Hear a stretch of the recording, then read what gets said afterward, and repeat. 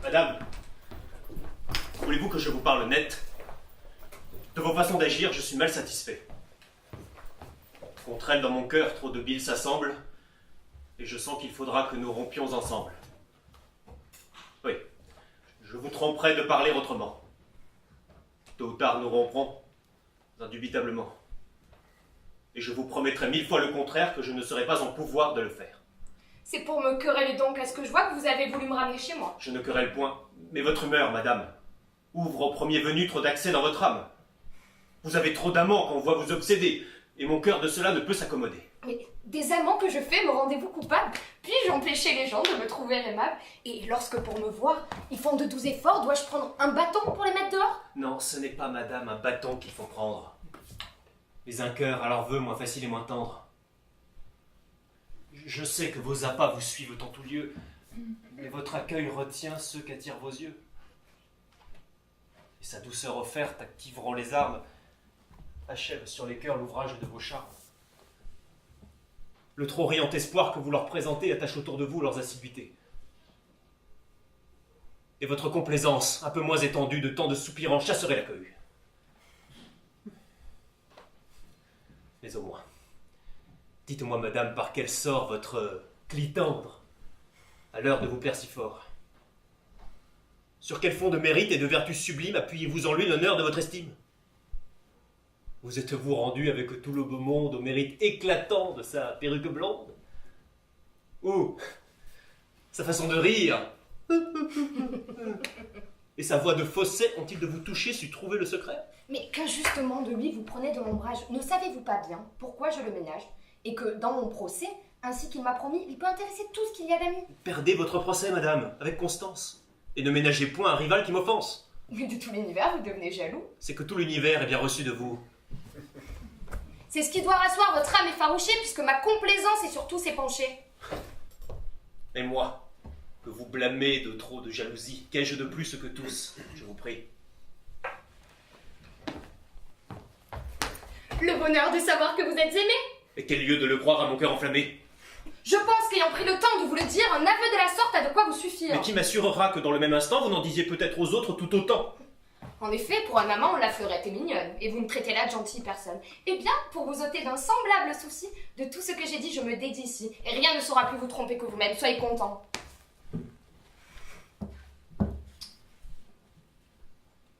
Non, faut-il que je vous aime?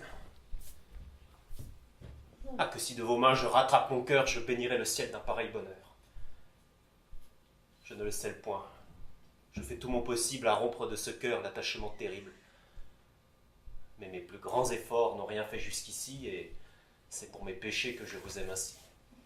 Il est vrai, votre ardeur est pour moi sans seconde. Oui, je puis là-dessus défier tout le monde. Mon amour ne peut se concevoir, et jamais personne n'a, madame, aimé comme je le fais. En effet, la méthode en est toute nouvelle, car vous n'aimez les gens que pour leur faire querelle. Mais il ne tient qu'à vous que son chagrin de passe. À tous nos démêlés, coupons chemin de grâce. Parlons à cœur ouvert et voyons d'arrêter. Célimène, excuse-moi, mec. Il y a des nouvelles. Quoi, on ne peut jamais vous parler en tête à tête? À recevoir le monde, on vous voit toujours prête.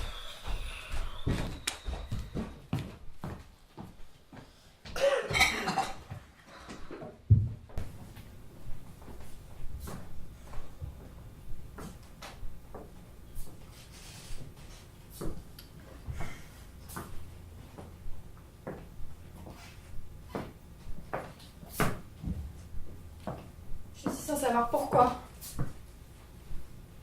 Ça va durer longtemps cette plaisanterie-là?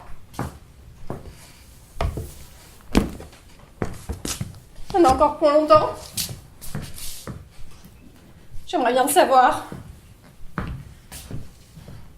Incarcérée comme une criminelle. Pire, pas un avocat ni même ma famille ne veulent m'aider à sortir de cet enfer. Je suis privée de liberté, de feu, de nourriture, les commodités les plus élémentaires. Je suis désolée.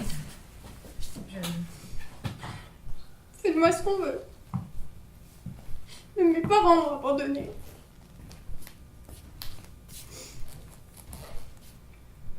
Et pour la plainte par le mutisme le plus complet. Aucune lettre, aucune visite. À la faveur de ça, tiens beaucoup à ce que je sorte plus d'ici. Pour prendre mon héritage. Alors, on me reproche quoi? Je sais pas. D'avoir vécu toute seule. D'avoir vécu toute ma vie avec des chats. Dans la manie et la persécution. Je comprends l'intérêt de ces beaux messieurs qui sont jetés sur mon atelier, s'emparant de toutes mes œuvres. Mais c'est le plus longtemps possible en prison. Pas de danger. Ils ne me laisseront pas sortir. C'est Rodin qui les tient dans ses griffes.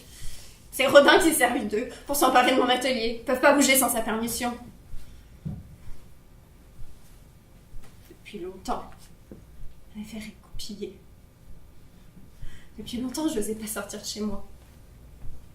Chaque fois que je m'absentais, ces messieurs pénétraient par ma fenêtre pour s'emparer de mes croquis et de mes carnets. Excusez-moi, mais vous êtes qui? Je m'appelle Camille. Camille Claudel. Et vous? Je travaille ici. Et ça fait longtemps que vous êtes là? Non, je viens d'arriver. On m'a changé d'établissement. Vous disiez donc Rodin. Le fameux Rodin est la cause de vos malheurs? Oui. C'est Rodin qui avait dressé ses hommes contre moi. Trouvons-nous des complices. Une excuse. Je vous en prie. Faites votre possible pour me libérer. J'ai pas l'intention de rien réclamer. D'accord, je vais voir ce que je peux faire. Je suis pas assez forte pour ça. Oh, d'accord, ouais.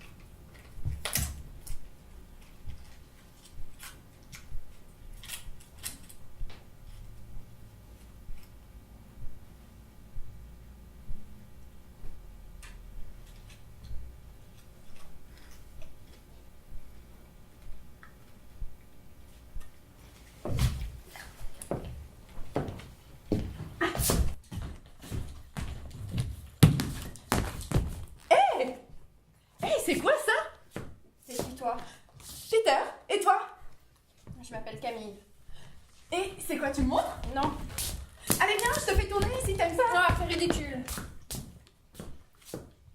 Allez, viens, on va s'amuser. Non, ça va, je me suis déjà assez amusée comme ça. Oh bah oui, t'as l'air de t'amuser. Tu m'en donnes un? Lâche-moi. Je t'ai dit que je ne voulais pas jouer.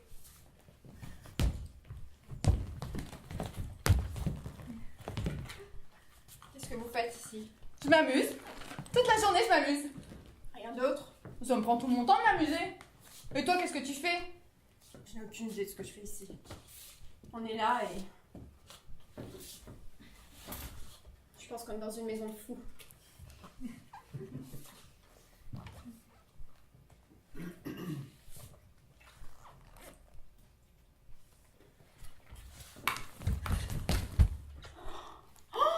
Tu m'en as même pas laissé. Mais en fait, t'es une grosse égoïste. Oui, c'est ce que je pense. C'est pour ça que t'es ici, t'es punie. Écoute, si tu m'enchaînes, tu vas avoir très mal aux dents. Et puis le sucre, ça énerve. T'es déjà assez actif comme ça. T'as pas d'enfant? T'as jamais été enfant? T'as oublié? Tu peux pas comprendre, tu es encore trop jeune. Les adultes, ils disent tous ça. Regarde-toi, tu es complètement naïf. Tu penses sans doute qu'être un adulte c'est facile. Détrompe-toi. Non, j'ai pas envie d'être un adulte, j'ai pas envie de travailler. D'ailleurs, c'est quoi ton travail? Je sculpte. Tu sais ce que c'est que la sculpture? Non. Je prends une pierre, je la modèle, je la burine, je la cisèle, je transforme la pierre en un corps. Un corps? Oui, un corps nu. Tu sais ce que c'est que la nudité? J'ai déjà vu des sirènes. Bien voilà, je sculpte de belles sirènes. Sans leur queue, évidemment. Ce sont des femmes libres. Ma préférée a une belle flûte en métal brillant. Et est-ce que je peux la voir? Est-ce que tu l'as avec toi? Non, on a pris toutes mes sculptures. C'est Rodin qui les a prises. Bon, c'est qui Rodin? Tu peux pas le connaître. C'est un adulte? Il a grandi lui aussi? Mais tout le monde grandit, Peter. Non, moi je grandis pas. Est-ce que c'est à cause de lui qu'on me prend pour une folle? Non. C'est que t'es folle! Je pense pas être la seule à l'être ici. Bah c'est un voleur ton Rodin. Il est comme le capitaine Crochet. Ah oui? Et comment il a le capitaine Crochet? C'est un pirate. Bien voilà, c'est un pirate. Un pirate qui vole les âmes. Eh ben moi ton Rodin, j'en ferai de la chair à pâté. J'en serais pas capable. Tu es beaucoup trop naïf. Il ferait qu'une bouchée de toi. Moi, je sais me battre, hein. Je gagne souvent contre les capitaines Crochet dans mon pays imaginaire. Ah oui? Et où est-il ton pays imaginaire? Il faut que tu prennes la deuxième étoile à droite. Et puis tout droit, jusqu'au matin. Écoute, Peter. Il faut bien que quelqu'un te le dise un jour. Ton pays imaginaire. Ça n'existe pas. On est dans un asile de fous ici. On va crever ici, Peter. C'est pas parce que t'es folle qu'on est dans un asile. Bah, très bien, pour moi le contraire. Emmène-moi dans ton pays. Quand tu veux. Allons-y.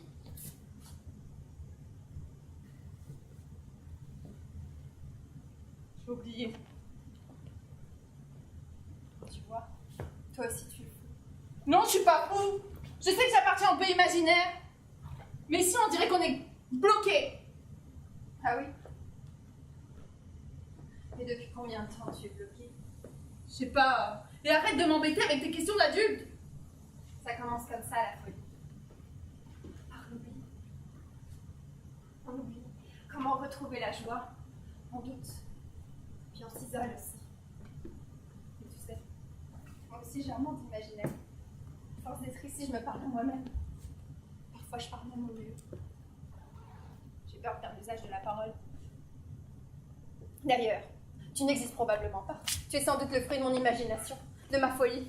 Par conséquent, tu es fou, toi. Non, je suis pas fou. Je sais que j'existe, je sais même que je suis immortelle. Mais ça n'existe pas, les gens immortels. Si, je suis petit garçon qui grandit jamais. Ma légende est racontée de parents à enfants depuis des années, des années et des années. C'est un conte, Peter. Et alors, si ta sculpture existe, pourquoi le conte n'existerait pas? Espèce de vieille folle. Oh, vieille folle. Sans doute, je suis une vieille folle. Mais toi aussi, tu es fou. Tu n'es plus si jeune que ça.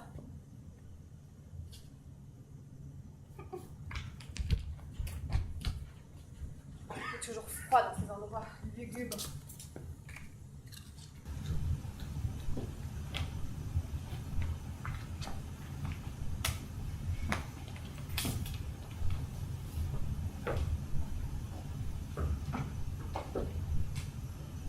Oui. Allô, maman? Ouais. Ouais, ça va et toi? Ouais. Ouais. Ouais.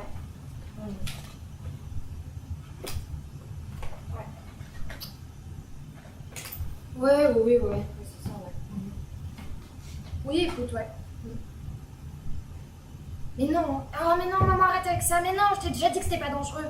Mais non, mais c'est pas une boîte de nuit non plus, mais... C'est quoi une boîte de nuit? Les enclos? Oui. Oui, ouais. Oui, ben oui, évidemment, je travaille, il y a des gens autour de moi, maman. Ouais. Oui, ouais. Non, j'ai toujours pas de copain. Non. Oh, c'est triste. Oui, voilà, on se rappellera. Dimanche, ouais, voilà, si tu veux. On se Skype, ouais. Allez, oui, bisous, ciao. Ouais, ciao. C'est pas les dire, hein. T'as peur qu'elle te croie folle? Bon, ça, je pense qu'en ce qui concerne la folie, Parle-moi des boîtes de nuit. ben, c'est un endroit où les gens viennent danser, voilà. C'est tout? Putain, mais est-ce que tu peux être pervers des fois, c'est... Oh. Et c'est qui ce nouveau visage? Bon, écoute, j'ai pas envie de jouer ce soir, genre, vraiment Pas pas. son nom, Vincent. Camille Claudel, artiste, né le 8 décembre 1964. Artiste? Quel genre d'artiste? Oh, il fait citer quelque chose.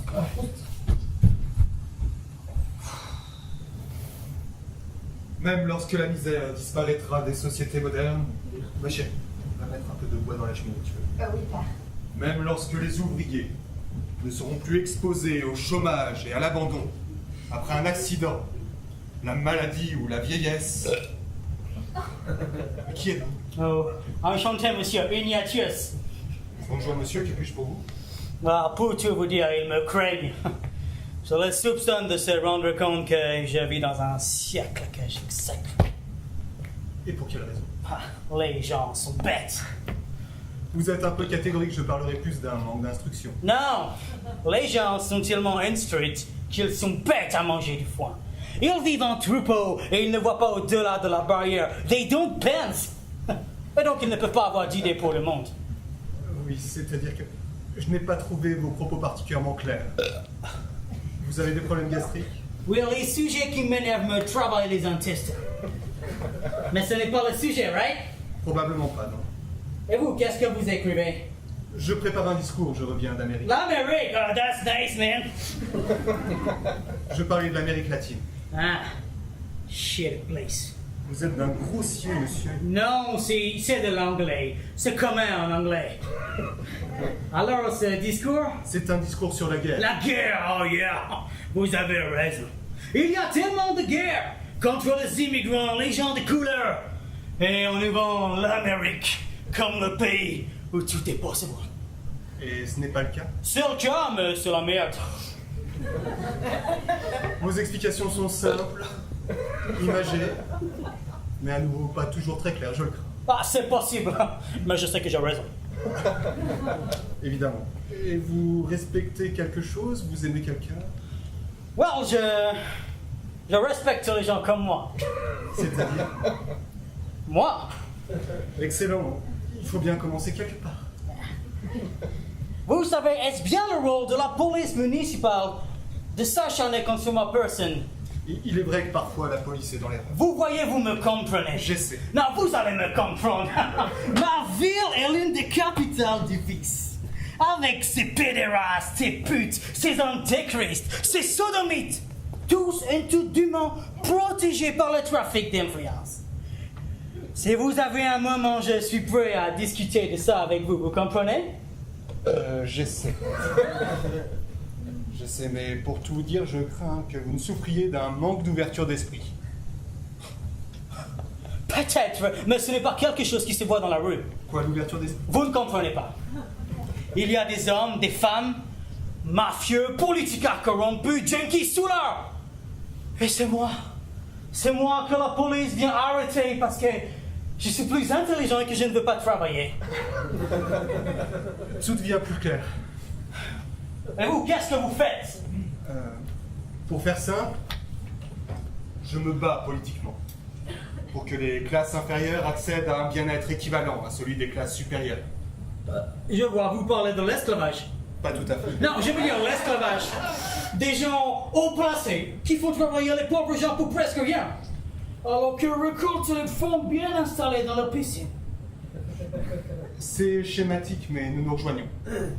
Le salariat est une forme inférieure d'exploitation. S'il exclut la masse des prolétaires de la participation directe à la croissance des richesses sociales, les réduisant ainsi à la catégorie d'instruments.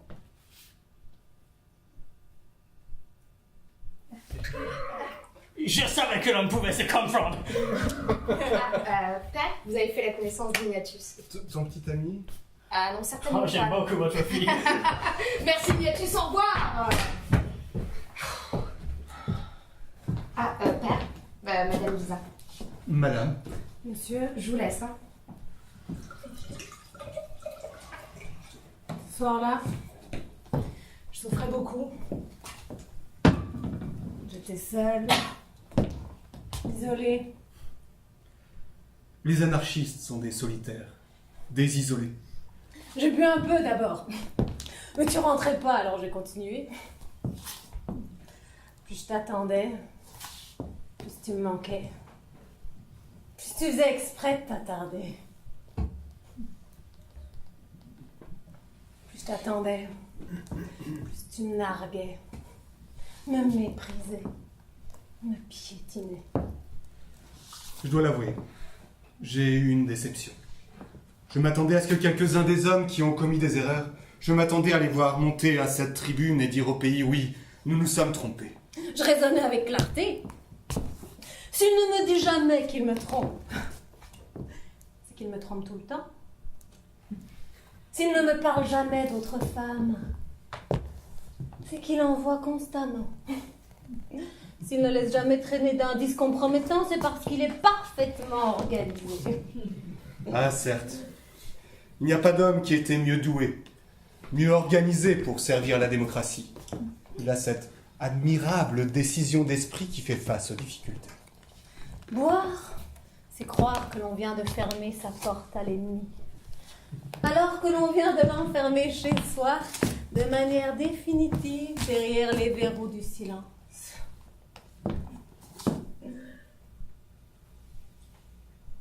On boit pour noyer une idée. On ne parvient qu'à en faire une obsession. Et pour finir, un autre ennemi menace. L'émigration de capitaux et par conséquent l'avenir de ces pays. La guerre. La guerre et la préparation de la guerre, peut-être reviendrai-je souvent sur ce thème. Le soupçon qu'on veut détruire, l'alcool le rend plus fort, plus vivace. Il lui donne toute sa place.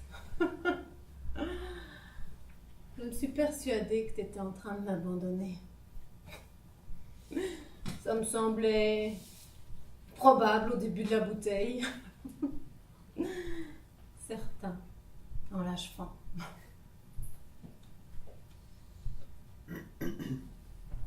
Lorsque tu es arrivé, j'étais ivre de rage. Je me suis cachée. Puis je t'ai frappé. La guerre ne tue pas seulement nos hommes les plus jeunes et les plus virils. Elle assèche les forces vives qui pourraient fleurir. Madame, Monsieur, vous êtes ici chez vous, je suis donc votre invité. pour notre plus grand plaisir. Mais où est donc votre femme? Elle travaille. Comment peut-il en être autrement? Je vais de ce pas la rejoindre à plus tard, madame. L'alcool m'a déjà transporté vers des nébuleuses extraordinaires, mais alors là, je suis bluffée.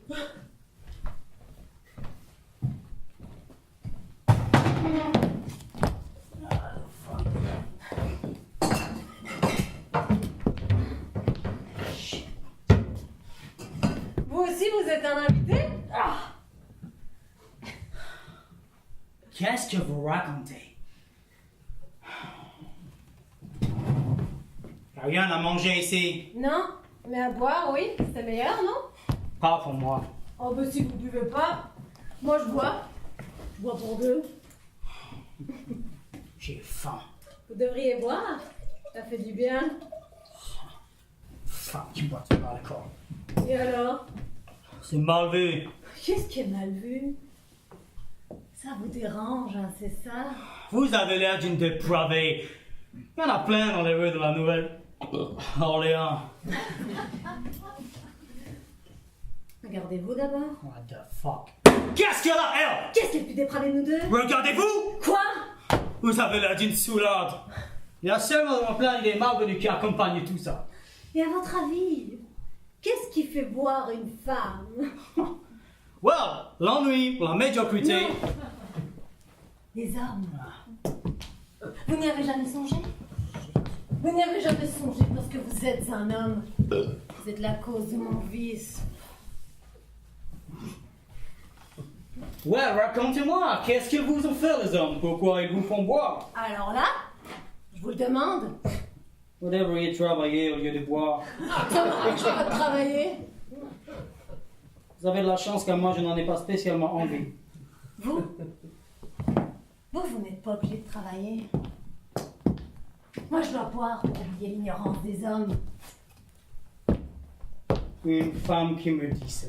Vous vous enfermez, comme si on n'était pas là. Quoi? Comme s'il n'y avait pas de problème. Ah.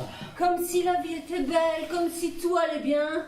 Puis pendant ce temps-là, le temps passe, le temps déboule. Vous nous laissez là.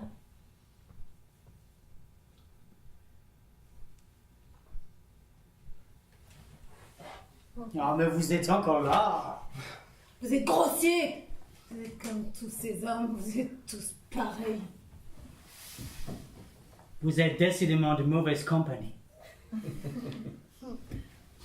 Ma mère avait pour habitude de cacher ses bouteilles de vin dans le four. Je ne le savais pas.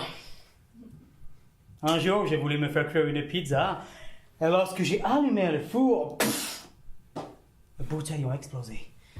Je me suis dit, fuck! Quelle honte! Ma mère boit. J'aurais préféré qu'elle utilise cet argent pour m'acheter un ukulélé. On met toujours la faute sur l'autre. Moi, ma mère, elle m'adore. Qu'est-ce qui l'a amené jusque-là? Qu'est-ce qui l'a amené à cacher ses bouteilles alors? Well, la honte, elle a bien raison. La honte de qui? De son addiction. It's an addiction. C'est peut-être la honte de la famille qu'elle a créée. Ah, shit. Vous êtes là, à parler, en vous excluant de son mal. Ma mère n'a aucune raison d'avoir honte de moi, ok? Au contraire! Elle était fière de son fils. Bien sûr, elle aurait préféré que je ramène un peu d'argent à la maison, mais j'avais d'autres choses à faire. Voyons un peu.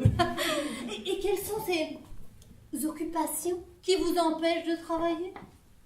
Well, let me think about it. Je réfléchis. J'écris.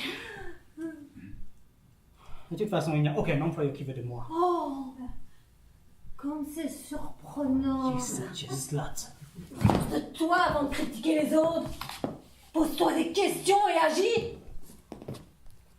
Vous pourriez servir à quelque chose. Laissez-moi rire. Vous devriez vous taire. Vous préférez le silence des femmes, hein? Quand on vous parle, quand on prend la parole, ça vous met mal à l'aise? On vous fait réfléchir? Vous détestez qu'on vous mette en face de votre réalité. Alors vous vous réfugiez dans le silence. C'est facile. C'est facile d'avoir une femme à la maison et de lui dire « Reste là, reste belle et surtout, ferme-la. » Vous êtes tous pareils.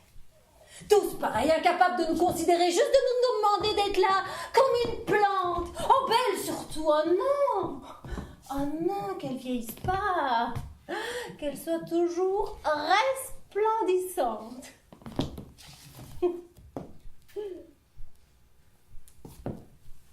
Parce que sinon, c'est moche à garder dans une maison. Mais c'est bien, c'est bien. C'est bien parce qu'une plante, ça ferme sa gueule. On aime ça.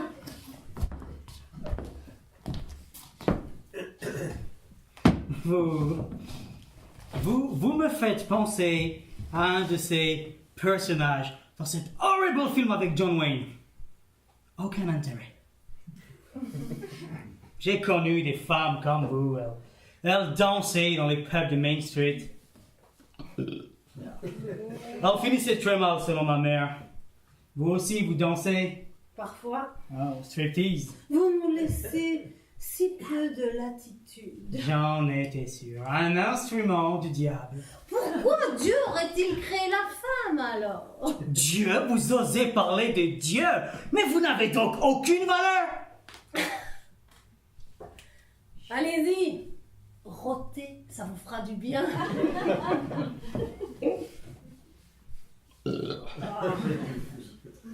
Décidément, cette place est ennuyante. Si au moins il y avait des hot dogs.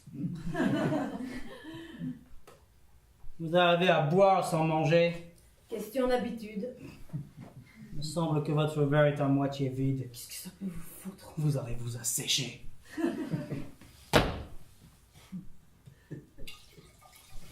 Il en reste donc encore. Votre source d'alcool est inépuisable. Vous voulez céder? Je ne cède jamais au diable.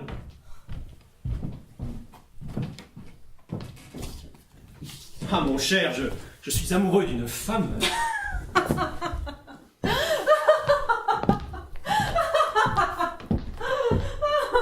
Voyons donc. Décrivez-la-moi.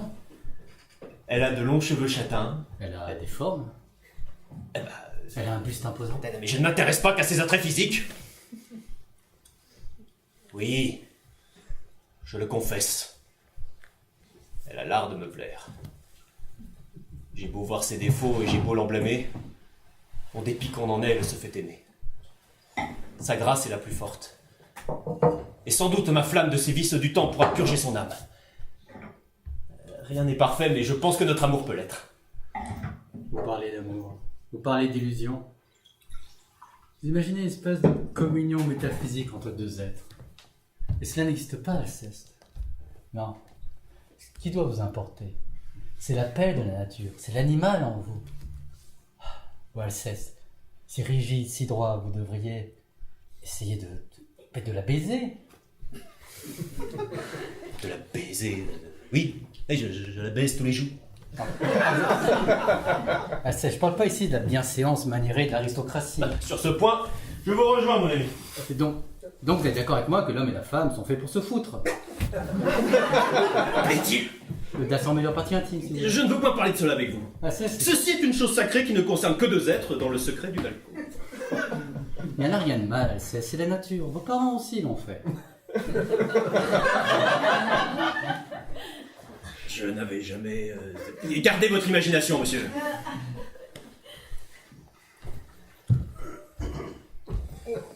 Alceste, il faut vous détendre. Gardons nos distances, s'il vous plaît. Mais je peux vous apprendre bien des choses. Vous avez besoin d'éducation. D'éducation, mais encore. Mais je vais quand même pas vous laisser là comme un pauvre orphelin qui sait pas quoi faire de son âme. Je vais faire de mon mieux pour oublier la nature de votre leçon. Je sens bien que l'amour nous portera vers les bons gestes. Et comment s'appelle votre amour? Célimène. Ah, Célimène. Oh, que c'est joli, Célimène. Ça glisse sur la bouche. Ah, je l'imagine, Célimène, allongée, le ventre nu. Je n'ai rien entendu. Vous n'entendez rien, vous voyez rien. Vous allez vous retrouver là devant elle, vous allez dire, je vais rien voir, je vais rien entendre. Pourquoi ne le voudrais-je pas? Vous avez l'air fermé à toutes ces choses. Mais pas du tout, je n'en parle point avec vous, c'est différent. Ah, vous avez des idées. Permettez que je les garde pour moi. Enfin, qu'est-ce donc qu'ensemble nous gardâmes? Ceci est une chose sacrée qui ne concerne que deux êtres. Sacré. Revenons pas à la religion, on en a déjà parlé. Il y a quelque chose de divin dans l'union. C'est du moins comme ça que je me le figure. Encore une fois, vous confondez le divin et la nature. Mais vous-même, nous ne parlons que de moi. Je me suis confié à vous. Moi, c'est Célimène. Et vous, c'est qui? C'est les femmes. Les. Ah, les hommes aussi. Ah, mais je comprends mieux. Qu'est-ce que vous comprenez? Rien, je parlais tout seul. Et on vous laisse en liberté. On devrait vous enfermer. Quelle philosophie, Alceste. Parce que vous vivez dans une prison sans barreaux, vous mettriez les libertins en cachot? Vous marquez un point. Mais dans tout cela, où est votre plaisir? Et partout où je le trouve. Vous ne me parlez que de plaisir de la chair, de dépravation. Quels sont les plaisirs de votre âme? Parlez-moi. Oh, mais j'aime la littérature, les mots. Non, les mots. je vous parle du plaisir d'aimer. D'être aimé. Quelqu'un d'autre que vous. Vous n'aimez que vous. Ah, Alceste. Personne ne l'avoue, mais au fond, qui aime quelqu'un d'autre plus que soi-même? Vous-même, avouez que Célimène est un miroir dans lequel vous aimeriez vous refléter. Ne me parlez pas de communion divine. C'est votre orgueil qui vous pose dans ses bras. Telle est notre nature, Alceste. Non, je vous vois venir avec vos circonvolutions malhonnêtes. Vous essayez d'insinuer le doute en moi. Mais dans l'amour d'une personne, il y a un véritable acte de générosité. Je suis prêt à me sacrifier pour l'autre. Vous sacrifieriez votre nature? J'y mettrai toute mon âme, et je vous plains de ne pouvoir en faire autant. Je vous plains de votre cynisme. Je ne suis pas cynique. Je regarde les choses telles qu'elles sont. Je prends, je donne, sans pour autant me sacrifier. Vous avez peur des autres? Qu'est-ce qui vous fait dire ça? Vous ne vous ouvrez que physiquement? Mais s'ouvrir physiquement, c'est s'ouvrir complètement. J'ai pas la prétention de vivre avec mon âme. En contrepartie, j'accorde la plus grande importance au sens qui habite mon corps. Grâce à eux, je goûte la vie sans jugement dans le beau et dans l'âpre. Il y a un fossé entre nous, monsieur. Nous ne nous battrons pas en duel pour cela, mais nous sommes irréconciliables.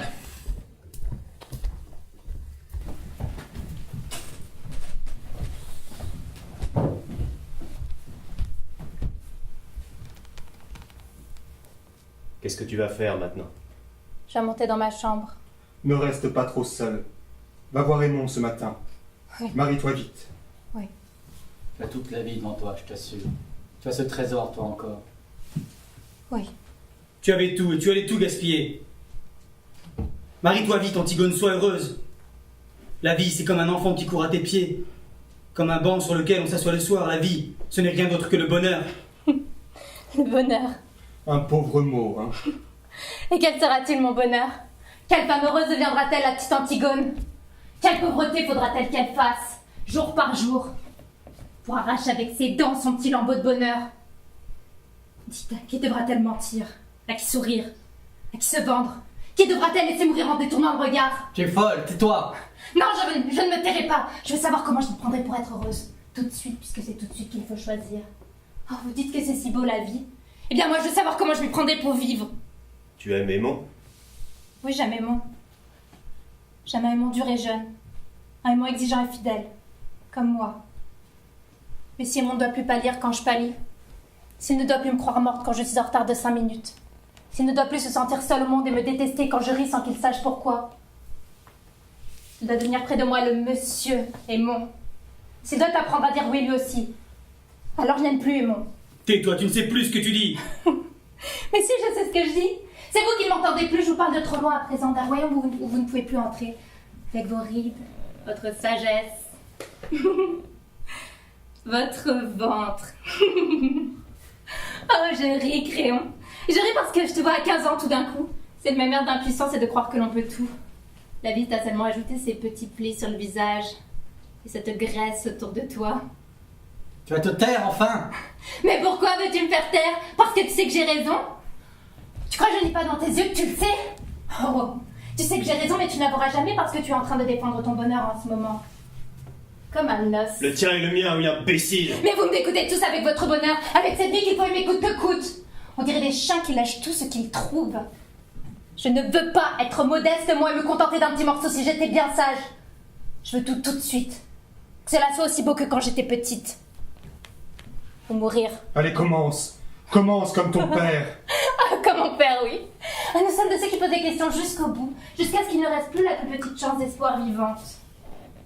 Nous sommes de ceux qui le mordent votre espoir, votre cher espoir, votre sale espoir. Tais-toi, si tu te voyais en criant ces mots, tu es laide! Mais je suis laide, oui. Oh, c'est ignoble, n'est-ce pas? Ces cris, ces sursauts, cette lutte de chiffonnier. Oh, papa n'est devenu beau qu'après, quand il était bien sûr qu'il avait bien tué son père, que c'était bien avec sa mère qu'il avait couché, et que rien, plus rien ne pouvait le sauver. Alors il s'est calmé tout d'un coup, il a eu comme un sourire et il est devenu beau, c'était fini.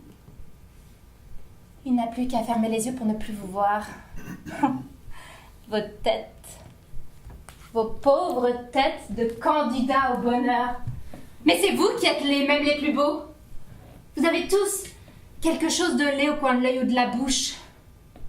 Tu l'as dit tout à l'heure, Créon, la cuisine. Vous avez des têtes de cuisinier. Je t'ordonne de te taire maintenant, tu entends? Mais tu m'ordonnes cuisinier? Tu crois que tu peux m'ordonner quelque chose? L'antichambre est pleine de monde, tu veux te perdre, on va t'entendre.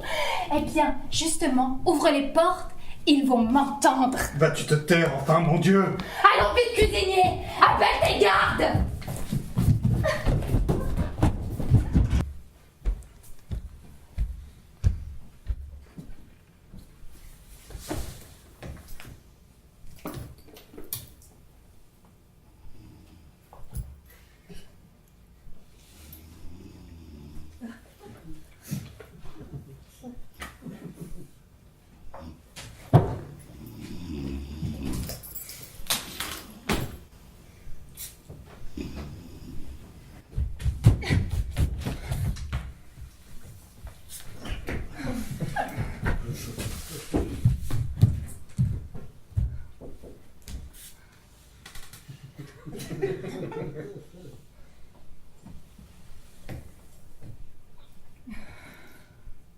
Vous avez déjà perdu un frère? Ouais, il s'est perdu. On l'a retrouvé. Mais c'était un fait, c'est pas important. Moi, j'en ai perdu 2. Fort. Arrogant? Ce n'est pas vrai! Ou quand bien même ça le serait. Éthéocle et Polynice, mes frères, se sont battus et entretués.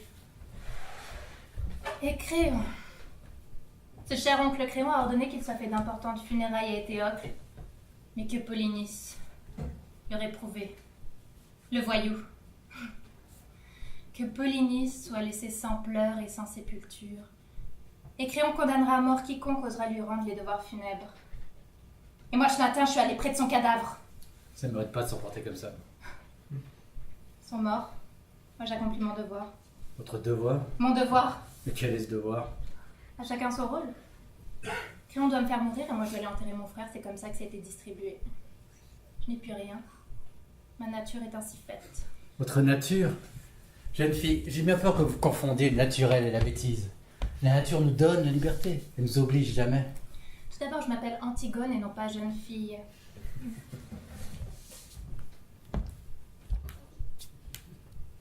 Et si je vous appelais le vieux? Vous aimeriez ça? Peut-être. Alors,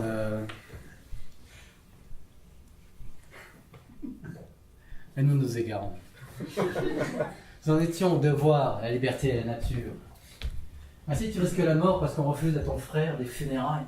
Ce bredouillage dérisoire sur sa dépouille, cette pantomime, c'est absurde. Oui, c'est absurde. Ah, pourquoi fais-tu ce geste? Pour les autres? Non, pour personne. Pour moi. Vas-y, voilà, Antigone. L'homme est une bête, il se meut par ses pulsions, bonnes ou mauvaises d'ailleurs. Et les vertus dont il se targue, donc tu te targues, ne sont que des chimères. Vous n'êtes qu'un vieux con. Vieux con, marquis, ou encore sage, je vous la choisir.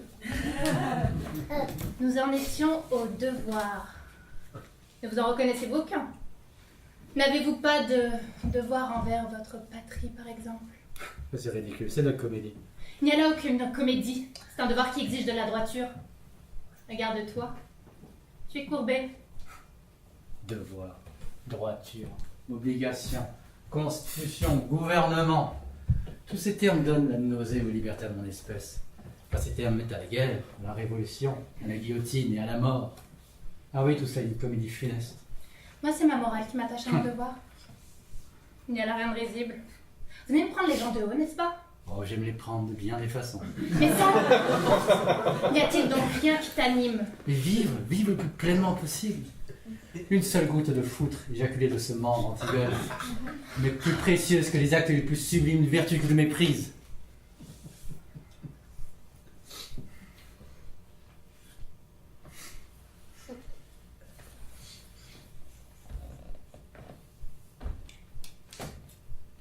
Tu es mal à trouver Thèbes, n'est-ce pas? Oh, tu connais. J'en ai entendu parler. Là-bas, j'habite une grande maison. Et de la fenêtre de ma chambre, je vois les cyprès. Et l'odeur du thym. Oh, je l'aime tant. Toi, tu viens d'où? De Paris. Est-ce que c'est grand, Paris? Oui, aussi. Et Paris a-t-elle une odeur particulière? Ouais, Paris a une multitude d'odeurs, mais... Celle dont je me souviens vraiment, c'est l'odeur du sang. Je revois encore cette incessante procession à la guillotine. La population s'était investie de ce devoir, comme vous dites, et coupé les têtes. Oh, celle des nobles, bien sûr. Nous étions tous alignés, attendant le glissement de la lame. Des rivières de sang coulaient entre nos pieds.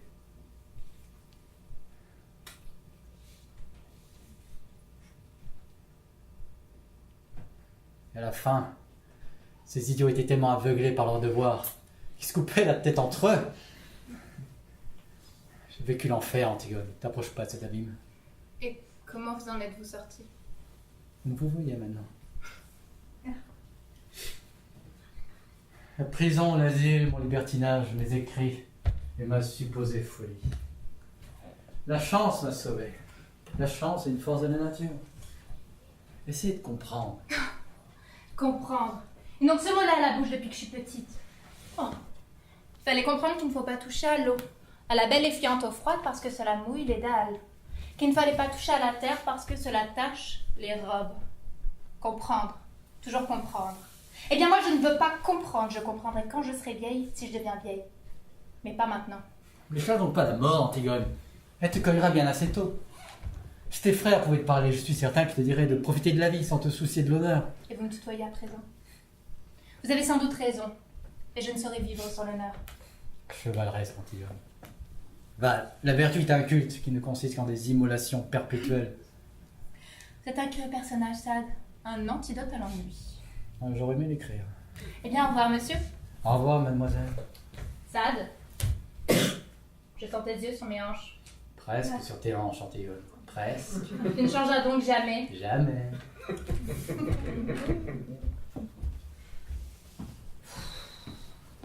Mais qu'est-ce qu'ils ont tous ce soir? Oh, la pleine lune, sans doute. Non, j'ai vérifié pourtant. Je plaisantais, je crois pas à l'astrologie.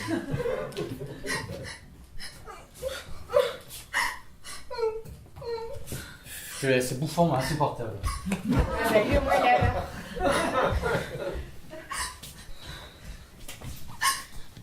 Pourquoi pleures-tu, petit garçon? C'est quoi ton nom? Wendy, Mora, Angela, Darling. Et toi? Peter Pan. Ah, où habites-tu? Il faut que tu prennes la deuxième étoile à droite et puis tout droit jusqu'au matin. Oh, quelle drôle d'adresse! Pas du tout. Ben, je veux dire, c'est ce qu'ils mettent sur le courrier. J'ai pas de courrier. Mais ta mère, elle doit bien recevoir du courrier. J'ai pas de mère. Peter, ce n'est pas surprenant que tu pleurais. Je pleurais pas. J'essayais juste de recoller mon ombre, c'est tout. Ton ombre?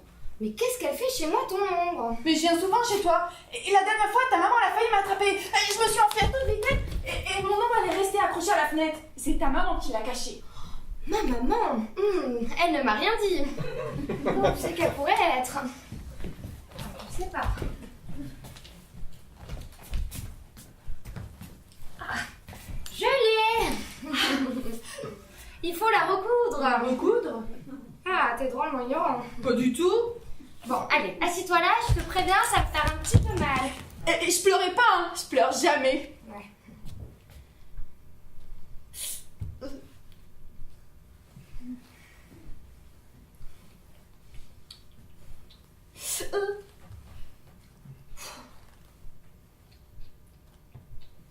Et voilà. Wendy, regarde comme je suis géniale. Oh, quel crâneur. Et moi, évidemment, j'ai rien fait. Bon, ben, si je sers à rien, je vais me coucher. Attends, Wendy. Tu sais, Wendy, une fille, ça vaut bien mieux que 20 garçons réunis. Tu crois vraiment, putain? Carrément. C'est vraiment adorable ce que tu dis. Tu veux que je te donne un baiser? Oui, merci. Tu sais pas ce que c'est? Tiens. Quel âge as-tu, Peter? Je sais pas. Je me suis enfuie le jour de ma naissance. Enfui, pourquoi? J'étais dans mon berceau, j'ai entendu mes parents dire ce que j'allais devenir quand je serais grand. Et j'ai pas envie d'être un adulte. Je veux toujours être un enfant. Alors je suis partie au parc de Kensington et j'ai longtemps vécu parmi les fées. Tu connais des fées, Peter? Ouais. Mais elles sont presque toutes mortes maintenant. Tu vois, Wendy, il devrait avoir une fête pour chaque petite fille et chaque petit garçon. Et il y en a pas. Non, les enfants en savent trop maintenant. Et à chaque fois qu'un enfant dit « Je ne crois pas aux fées », quelque part, il y a une fée qui meurt. Oh là là, oh là là. Les pauvres, oh là là. Mais tu habites toujours dans le parc, Peter? Non, au pays imaginaire avec les garçons perdus. C'est qui? Les garçons perdus? C'est des enfants qui tombent de leur poussette quand leur nourrice regarde ailleurs. Et s'ils sont pas réclamés dans les 7 jours, on les envoie au pays imaginaire. Et tu sais quoi? C'est moi, le chef. Waouh, ah, ça doit être épatant. Ouais, mais on se sent un peu seul. Tu vois, Wendy, il n'y a pas de filles parmi nous. C'est vrai, aucune fille. Bah non, les filles sont trop intelligentes pour tomber de leur poussette. Waouh. Oh, c'est vraiment adorable ce que tu dis sur les filles, Peter. Et tu peux me donner un baiser? Oh, je savais bien que t'allais me le reprendre. Non, je veux dire, est-ce que je peux te donner une bobine? C'est quoi?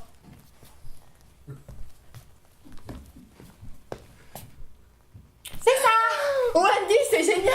Viens, envolons-nous! Je t'apprendrai à chevaucher le dos du vent, tu pourras voler avec moi, raconter des plaisanteries aux étoiles. Tu verras, là-bas, il y a des sirènes avec de magnifiques queues scintillantes. Tu seras admiré de tous!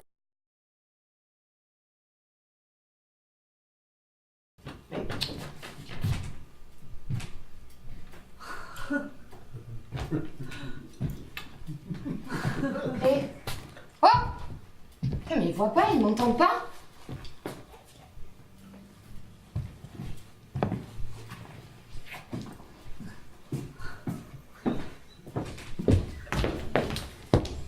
Et moi, pourquoi tu ne me touches pas? Non, laisse-moi regarder ton œuvre. Pourquoi? Tu as peur que je t'ai dépassé? Non, mais que tu m'aies copié peut-être. On dit que tu vas mal. Et quand je vois la quantité de travail... Tu es jaloux? Non. Mais ton courage te donne la volonté d'un démon. Tu me donnes vraiment envie de ruer dans les brancards. J'ai l'impression d'avoir ramené un huissier chez moi. Tu ne peux pas. Tu ne peux pas, non. Je t'ai expliqué les embrouilles que j'avais avec mon Balzac. Si tu donnes suite à cette ébauche, une nouvelle affaire va éclater. C'est comme ça que tu vois notre relation. Tu me représentes comme un pantin, désarticulé par deux femmes. Cette caricature est ignoble. Qu'est-ce que tu voudrais que je fasse? Je voudrais que tu fasses ce que je te dis, c'est tout. Tu voudrais que je fasse autre chose que ce que je fais? J'entends suivre mon chemin, moi. J'ai acquis ce droit. Si ton chemin te donne le droit de me ridiculiser ou de me détruire, alors tu dois y renoncer. Quelles que soient tes idées, tu dois me les soumettre. Il n'y a aucune comparaison entre toi et moi. Quoi? Tout vient de moi, rien de toi. Tu te bats trop pour ta sculpture. Ça fait longtemps qu'elle se défend toute seule, ta sculpture. Tu peux m'expliquer pourquoi tu es si jaloux? Jaloux, moi je sculpte la vie, pas la mort. Je dis donne tort à la vie. Tu recherches la douleur, tu t'enivres de douleur. Tu te présentes comme une victime, une martyre, mais c'est toi qui es parti. Mais c'est impossible de vivre avec toi. Enfin écoute Camille, ce que nous avons fait ensemble c'était bien. Moi j'ai toujours ressenti pour nous la nécessité de vivre sur un pied d'égalité. Mais tout le travail que j'ai fait pour toi était bien. Mademoiselle Claudel, l'élève de Rodin. Mademoiselle Claudel fait du Rodin. Mademoiselle Claudel ramasse les miettes du maître pour les fourrer ensuite dans sa sculpture. Mais c'est ça que tu as laissé faire, c'est ça que tu as laissé dire. Mon Dieu, finalement tu es ma pire ennemie, je te découvre. Mais tu m'as tout volé, tout. Ma jeunesse, mon travail, tout. Tu m'accuses d'avoir gâché ta vie. Mais j'aurais préféré ne jamais te rencontrer. J'aurais préféré être dans un asile, là où tu aimerais bien me mettre d'ailleurs. Paraît que tu bois maintenant. Tout le monde dit que tu bois. Mais si j'arrêtais de boire, tout le monde verrait que c'est toi qui m'as mis dans un état pareil. Alors tout le monde pense que je suis dans cet état parce que je bois. Alors laisse-les croire que je bois. Je ne te laisserai pas entacher ma réputation, Camille. Je suis un sculpteur reconnu. Mais ça veut dire quoi, reconnu? Ça veut dire diriger 3 ateliers à la fois pour cumuler les commandes. Ça veut dire jouer le jeu social au lieu de mettre la main à la pâte. Parce que tes ouvriers, tu les colles au travail, mais tu mets seulement la touche finale à tes marbres. Et moi, en tant qu'artiste, tu t'étonnes que je refuse ce système. Arrête avec ça. Arrête avec ces calomnies, ces salades. Mais ces salades, mais parlons-en de tes salades. Tu as besoin d'appuyer les politicards pour défendre ton travail. Ça suffit comme ça, tu es ridicule. Quel gâchis, quand je t'ai rencontré, tu étais pour moi la femme la plus désirable au monde. Toi, sculpteur, toi qui as caressé mon ventre, tu n'as même pas pu voir qu'il avait changé.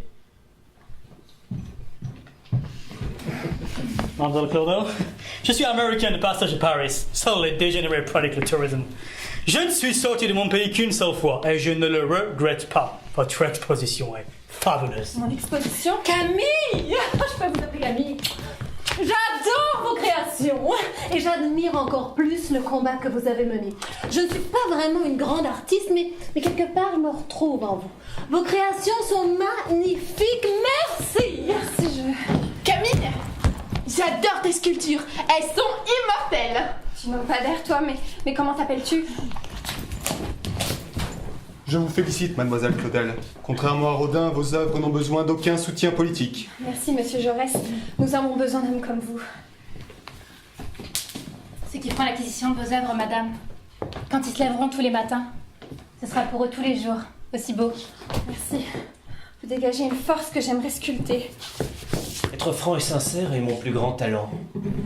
Je ne sais point jouer les hommes en parlant.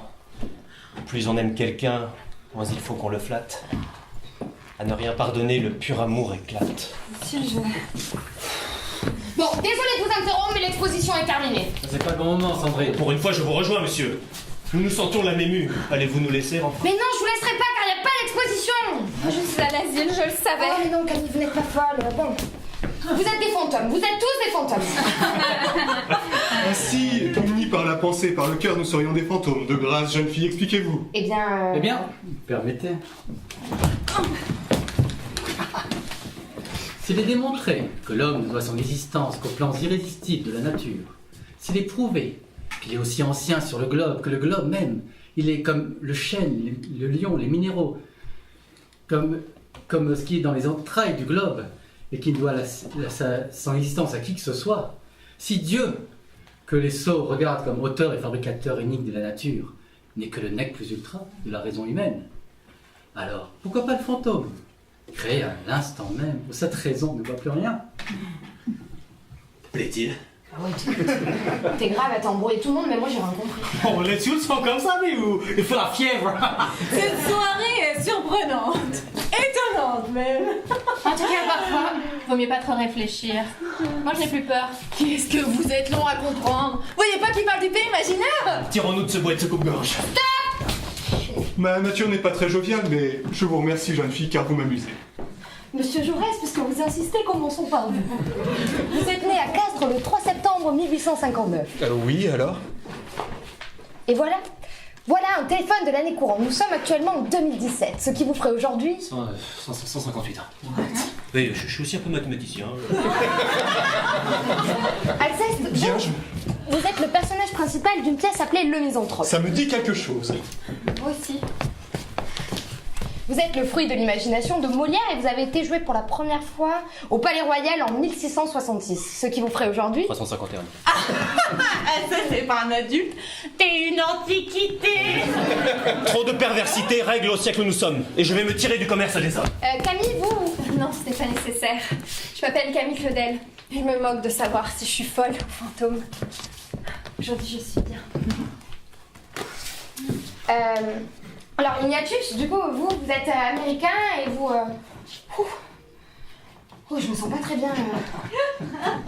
Vous aurez pas vu des bonbons ou vous saviez... Oh, elle a probablement besoin de sucre pour lui filer des bonbons. C'est Camille qui les a mangés tout à l'heure, elle a même pas voulu partager. Ah, ça suffit, Peter. Lisa, tu as des clés sur toi, donne-les-moi. Sad, explique-toi. Pas tout de suite. Il y a de le sein à droite. Peter, prends les clés. Mais pourquoi moi? Parce que je suis un enfant? C'est méchant. Ah, juste ciel, faut-il qu'on joigne à temps de grâce? Donnez-moi ces clés. Descendez un étage, franchissez une double porte, dans le hall, il y a un bar, prenez quoi manger et boire. Je vous accompagne, Alceste. Moi aussi. Non. Enfin, Jean. Non mais tardez pas trop quand même, hein. Sad, maintenant tu t'expliques, où sommes-nous? Là où tu es né, Antigone, dans un théâtre. Tu mens. Toi-même, tu disais connaître Thèbes, la vie où Chiné. Tu avais plusieurs auteurs, Antigone. Le premier était Sophocle, grand dramaturge grec. Ses pièces mettent en scène des héros souvent solitaires, rejetés et frappés de problèmes moraux. Cela te parle-t-il? Non. Je vous fais peur. C'est pour ça que vous voulez me sauver. Ou ce serait quand même plus commode une petite Antigone vivante et muette dans ce palais. Vous êtes trop sensible pour faire un bon tyran, voilà tout. C'est laid, un homme qui a peur. Antigone que tu viens de jouer, c'est de la nouille. Nous sommes des fantômes, admets-le, pour une fois, sois heureuse. Si j'avais un glaive, je te percerais du fantôme que tu prétends être. Suffit. Calmez-vous. Si nous sommes des fantômes, tâchons de réussir là où ont échoué les humains. Jusqu'à présent, les civilisations les plus resplendissantes ont été comme des fleurs écloses sur un fond de misère et de servitude. Tiens, c'est pas mal ça. Comme je vous rejoins, monsieur. Cependant, je me demande si au fond, vous n'êtes pas un peu misanthrope. Plus probablement un humaniste prônant la paix et le partage. C'est pas la joie, les copains. T'as raison, Camille. Va falloir chauffer l'atmosphère. Ouais, on a perdu son Alexandra, Alceste. Vous l'avez dit, ça fait du bien, ça détend. Bon, Sad, il y a des choses dont je ne parlerai pas avec vous. Cela étant dit, je veux bien admettre que je devais être un peu chiant. Oh, vous avez à réveiller. Mais alors moi, si je suis un fantôme, je suis qui? Oh merde, l'américain, on l'a complètement oublié. Excuse-nous. Qu'est-ce que c'est? Go, oh, le. Google, amateur de recherche. Bon alors, Ignatius, d'origine latine, censé signifier ardent. Recherche la conjuration des imbéciles. On a dit que je suis con aussi, right? Tu es le personnage principal d'un roman tragique de John Kennedy Toole. Ou toi aussi t'es issu d'une tragédie. À force de refus des éditeurs, ton auteur s'est suicidé. Je suis certain qu'il ne voulait pas mourir. Ah ben moi aussi j'aurais bien aimé ne pas mourir. Ah, mais vous êtes déprimant. C'est des tragédies, hein. Si cela peut vous rassurer, mon cher Ignatius, votre roman a gagné le prix Pulitzer en 1981. Et c'est votre mère, enfin la mère de votre auteur, qui a réussi à faire publier le roman. Ah, je comprends maintenant, je ne suis pas Ignatius. Je ne savais pas que les fantômes pouvaient souffrir de troubles de personnalité. Je suis John Kennedy Toole. Fantôme de John Kennedy Toole. Ah, fuck off. Bah pourquoi pas, après tout. Et toi, Lisa? Tu connais ton origine? Quel merveilleux petit appareil. Je viens du théâtre. Une pièce, petits crimes conjugaux. Un couple qui va mal, une femme qui tente de tuer son mari en l'assommant. En réalité, j'ai jamais voulu le tuer. J'ai juste voulu arrêter de souffrir. Ah, dis donc, t'es dangereuse. Et tu te sentais comment après l'avoir... Je me sentais soulagée. Coupable. Heureuse. Mais en même temps, il y avait toujours ce vide que je n'ai jamais réussi à combler d'ailleurs. Si j'avais été à ta place, j'aurais fait la même chose. Tu es vraiment armé d'une âme guerrière, Antigone. Sad, maintenant tu nous expliques comment et pourquoi tu te souviens d'autant de choses. Le monde est fait de foi, de confiance et de poussière de fée. Tiens, te voilà, toi, tu as fini de bouder. Qu'est-ce que je disais? De confiance et de poussière de fée. Bon, ça va, tu veux boire, manger? Je suis où? Nous sommes dans un théâtre, vous êtes la gardienne. Ah, je suis la gardienne. Et vous êtes? Je suis John et nous Je sommes... suis Peter Pan, personnage intemporel, et ces gens Nous sommes fanatiques de théâtre. Oui, nous sommes des acteurs. Et la actrice, nous répétions. Vous avez investi la scène. Et paf, t'es tombé dans le jus de pomme. Oh putain, ferme-la ta pomme. Et vous êtes? Sad. Sad, c'est le prénom de votre personnage, j'imagine. Ah oui, excusez-moi, je m'appelle Donatien. Ça me rappelle le film Les 101 Donatiens. Oh, Peter la ferme. Donatien, vous moquez de moi. Donatien est l'un des prénoms de Sad. Quel est votre véritable nom, monsieur? Et vous? Et vous? Et vous? Et vous? Et vous? Et vous? Vous êtes menteur, pleurnichard. Une bande de fantômes emmerdeurs professionnels et à moitié amnésiques. Ça veut dire quoi le dernier mot? Perte de mémoire. Ce qui n'est pas le cas de notre gardienne chérie. Non, c'est votre problème à vous tous. Tous. Oui, bah vous par exemple, Jaurès, vous me prenez pour une de vos filles. Et l'autre aigri là-bas, vous me prend pour sa Célimène, mais dès qu'il revient à lui, il court après tous les jupons. Trahi de toutes parts, accablé d'injustice, je vais sortir d'un gouffre où triomphent les vices. Inutile de reprendre vos alexandrins, inceste. Sandrine dit la vérité. Sad, maintenant tout t'explique où je te fais subir tous les sévices que j'avais imaginés pour Créon. Tu commences à me plaire, Antigone. Les enfants, ça suffit. Oh l'autre, t'es pas notre père, hein? Oh, ok, je ne comprends plus rien. Rassurez-vous, mon cher Ignatius, vous n'êtes pas le seul Américain à qui ça arrive. Ok, taisez-vous. Taisez-vous, s'il vous plaît. Sad, t'écoutons. C'est très simple. Je suis le fantôme de moi-même. Vous n'êtes pas le seul dans ce cas. Camille et moi-même aussi. Tout à fait. Cependant, nos valeurs sont de loin divergentes. Vous êtes tous ici habités par des valeurs rigides dues à l'amour, la société, le pouvoir, la politique, Dieu, la famille, et ces milliards d'autres raisons qu'ont les êtres humains de se limiter. Ça n'avait qu'une seule valeur, la liberté. C'est ainsi qu'il survécut aux différents régimes politiques, à la prison, à l'asile, et j'en passe. Étant son fantôme, ayant donc hérité de ce même esprit de liberté, les lois métaphysiques limitatives des fantômes ne s'appliquent pas à mon être. Wow, extraordinaire. Vous êtes quelque chose, vous les Français? J'ai connu des gros égaux aux États-Unis, mais là, j'ai jamais vu. Ah ben alors, détrompe-toi, l'Amérique détient en ce moment même le champion du monde, même ça débattu. Ah, qui est-ce? Trump. Oh, Frédéric Grastrom? Cet homme a fait l'objet d'une enquête de la commission du Sénat pour abus de biens publics en 1954. Ah non, non, non, non, non. Moi je parlais du fils, Donald. Enfin, je suppose. Vérifions. Bon, allons dans un endroit tranquille. Je vous accompagne. Pourquoi tu dis que nous sommes des emmerdeurs?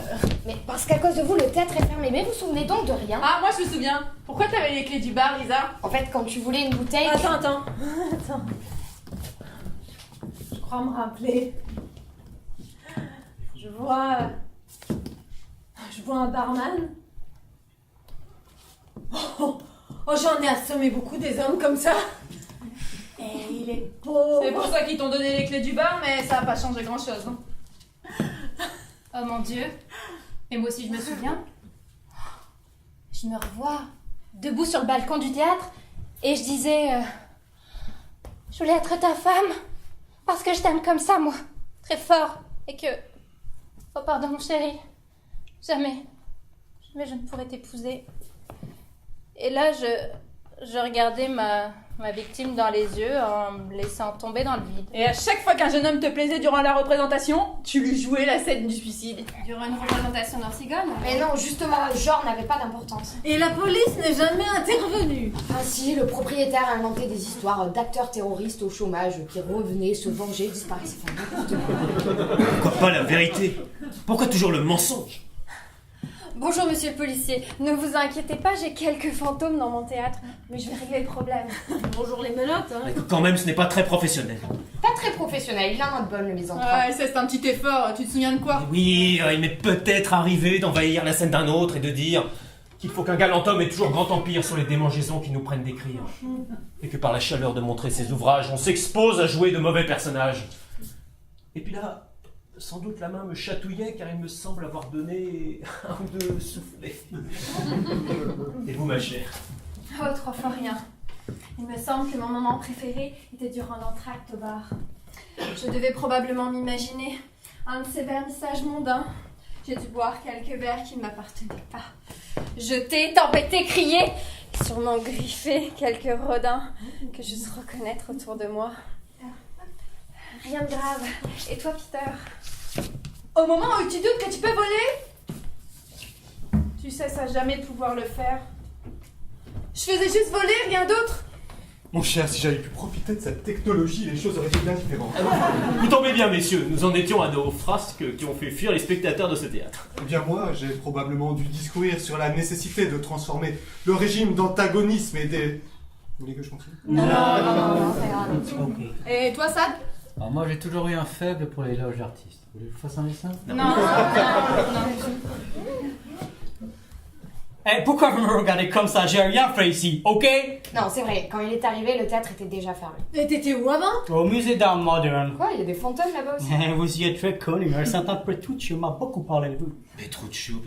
Eh bien, bien sûr, Shakespeare, la mégère apprivoisée. Attends, c'est qui la mégère là? Il m'a d'ailleurs confié votre secret. Ah mais je n'ai aucun secret, je suis certainement pas une mégère. Ah, c'est énorme, mais comme toutes les actrices, vous vous tuez à chaque fois quelqu'un que vous n'êtes pas. Très bien, alors jouons monsieur. De quoi, la mégère? Non, la crise. Et attendez, la pause, moi je veux pas rater ça. Ah oui, allons-y, on s'installe. Tu vas te faire bouffer toi. Ah, j'ai toujours aimé le théâtre. Ah, Camille, si vous aviez pu m'y voir. Ah Camille, si vous aviez pu m'y voir. Peter! Je te jure, ça donne pas envie d'avoir des enfants. Les enfants, ça suffit. On passe un bon moment, là. Allez, je prends une petite photo, on y va.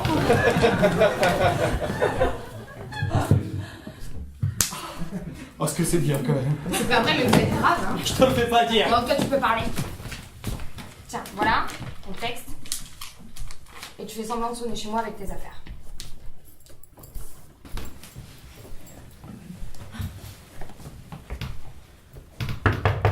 Talk, talk, talk!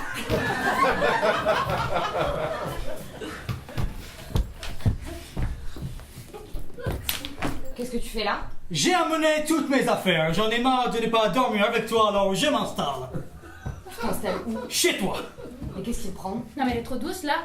Énerve-toi un peu plus. Mais bah attends, la scène n'est pas finie. Toi Didier, approche-toi d'elle, on doit sentir tes pulsions, ton désir. Et montre-toi passionné, un peu comme je le suis. En vrai, Camille. Oui, mon chaton. Bon, vous allez nous laisser finir, oui ou merde? Oh, est-ce qu'elle peut être désagréable, hein? On dit ça pour toi, ma petite, hein? Bon, allez, continuez. Mais qu'est-ce qui te prend? J'aime être ma liberté. Je ne t'ai jamais proposé de vivre ensemble, mais je t'aime et je vais faire le grand saut. Non mais comment ça, le grand saut? Quel grand saut? Ça va pas la tête? Quoi, ça va pas la tête? Mais j'ai pas du tout envie que tu viennes habiter chez moi, moi. Comment ça, t'as pas envie? Ben non, j'ai pas Quoi, envie. tu veux pas qu'on se marie? Mais non, je veux pas qu'on se marie, j'ai pas du tout envie, tu comprends pas du tout.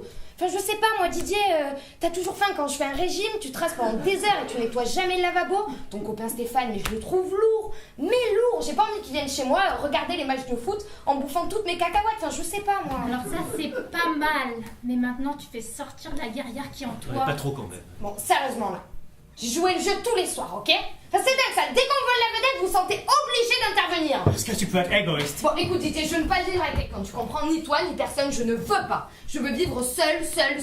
Je veux pouvoir péter dans mes draps tranquilles, rentrer à n'importe quelle heure, bouffer sur un coin de table. Je veux dépenser mon fric à ma façon, je veux... En fait, le problème, c'est que je ne veux pas de mec étiaffé sur mon canapé qui baille en disant qu'est-ce qu'il y a à bouffer ce soir. Je ne veux pas qu'on me dise, oh tiens, toi qui repasses si bien les chemises. Je ne veux pas acheter la nouvelle BMW qui est fabuleuse et on paiera les traites ensemble. Je ne veux pas que ta mère me téléphone pour savoir si je t'ai bien donné tes cachets contre la grippe. Je ne veux pas de tes putains de chaussettes sales dans mon panier à linge. Je ne veux pas nettoyer la cuisine le jour où tu auras décidé de faire une paella pour tes collègues de bureau. Je ne veux pas te demander si t'es d'accord de regarder le film au lieu du sport. Je ne veux pas, je ne veux pas.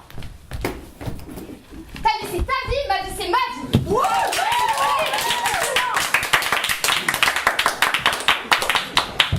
C'est dommage, je t'aime bien, moi. Oui, mais écoute, qu'est-ce que tu veux que je raconte? Papa, maman, voici John. Il a 70 ans, mais il fait toujours très très jeune, c'est un fantôme. Les amis, les enfants, il n'y a rien de plus emmerdant que le mariage. Nos sociétés s'acharnent à mettre de l'avant la famille, le couple comme si c'était le modèle idéal. Et pendant ce temps-là, les femmes et les hommes... Les hommes. Ah, mais peut-être les hommes. Attends un petit peu. Regarde, par exemple. Dehors. La nature est-elle toujours aussi belle? Ouais. Elle a été abîmée, mais elle reste belle, ouais. Et ben voilà, si la nature est belle, le serons nous aussi? John, nous devons partir. Vous nous quittez? Oui, la jeunesse et la fougue de John m'ont revigoré. Nous ne nous comprenons pas toujours très bien, mais nous avons des points communs. D'ailleurs, sans doute, j'oubliais votre téléphone. Oui, un combat fait rage en moi, entre le pragmatisme brutal et l'élévation morale. Mes chers amis, je m'en vais. Il est temps de faire taire l'innocence. Tu parles comme Jaurès. Vous partez où? C'est un secret. Mes chers amis, peut-être jamais. Jamais, c'est un sacré long voyage, hein? Ben on vous raccompagne, hein, on peut jusqu'à la porte. Et ça, je suis peut-être pas assez vieux pour tout comprendre, mais je pense que Spliss devrait t'intéresser. Qui t'a donné ça? Oh, l'américain. Quelle nuit. D'abord, j'apprends grâce à Gogol que je suis publié partout dans le monde. Et que, grâce à mes écrits, le dictionnaire contient le mot sadisme. D'après mon nom. Je vais vous quitter aussi, mes amis. Et ce pli, c'est une femme sans doute, dont vous ne vous croyez pas capable d'amour. Vous me prenez, Alceste. C'est un duel que j'attends depuis longtemps. Sandrine, j'aurais besoin de ton aide. Je dois partir maintenant. Mais, mes amis, je vous confie notre actrice. On se fait la bise? Nous sommes français.